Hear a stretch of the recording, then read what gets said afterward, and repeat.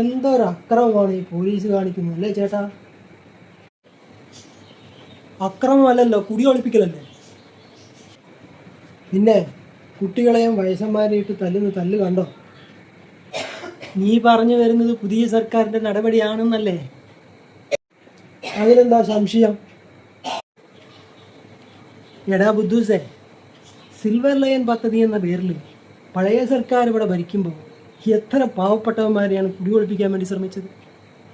പിന്നെ ഈ കുടിയൊഴിപ്പിക്കാൻ ഇത് പദ്ധതിയൊന്നുമല്ല, കോടതി വിധിയാണ്. കോടതി വിധി നടപ്പാക്കേണ്ടത് ഈ പുതിയ സർക്കാരിൻ്റെ ഡ്യൂട്ടിയല്ല, അത് പോലീസിൻ്റെ ഡ്യൂട്ടിയാണ്. മനസ്സിലായേ? പോലീസ് പുതിയ സർക്കാരിൻ്റെ അല്ലേ? എടാ, പോലീസിനെ തടുക്കാനുള്ള അധികാരം പുതിയ സർക്കാരുണ്ട്. പക്ഷെ കോടതി വിധിയെ തടുക്കാനുള്ള അധികാരമോ കോടതിയെ തടയാനുള്ള അധികാരമോ പുതിയ സർക്കാരിനുണ്ടോ? അതില്ല. അത് നീ മനസ്സിലാക്കണം. രാഷ്ട്രീയക്കാർ അങ്ങനെയല്ലല്ലോ പറയുന്നത്.